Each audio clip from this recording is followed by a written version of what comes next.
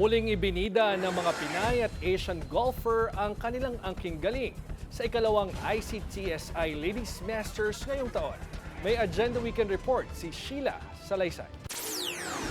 Dinamina ng veteranang Taiwanese golfer ang ikalawang ICTSI Philippine Ladies Masters 2026 matapos makapagtala si Wang Cheng ng 66 sa final round.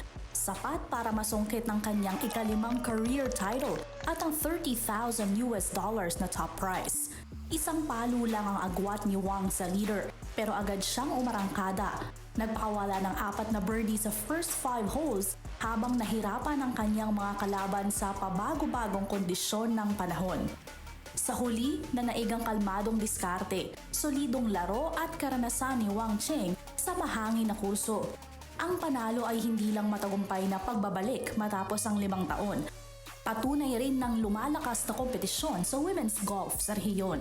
I didn't expect that I'm gonna win this tournament. So when I start my first hole, it's like, oh my God, everything is going too well. Like I'm gonna nervous, but I know like there's 18 holes need to play.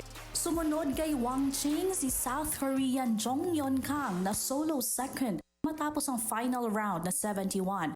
Tayo naman sa third place na Ji-sun Kang, Yoon So Lee at Yeon Son Wang. Para naman sa Team Philippines, nanguna si Daniela Uy na nagtapos sa tied 12 habang nagpakita ng magandang laban sina Chanel Avaricio, Princess Superal at Pauline Del Rosario. Binigyan diin naman ng chair lady ang patuloy na paglago ng women's golf sa bansa at kung paano nakakatulong ang ganitong torneo sa pag-angat ng antas ng golf sa rehiyon.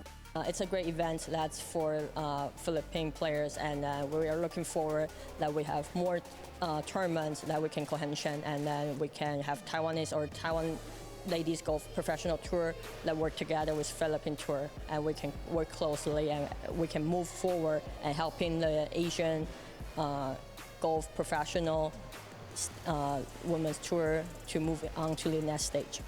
Sa pagtatapos ng second ICTSI Ladies Masters 2026, muling nagpakita ng galing at determinasyon ang mga Pinay at Asian golfers. Ang torneyong ito ay patunay ng unti-unting pag-angat ng ladies golf sa Pilipinas at sa Asia at nagbibigay inspirasyon sa susunod na henerasyon.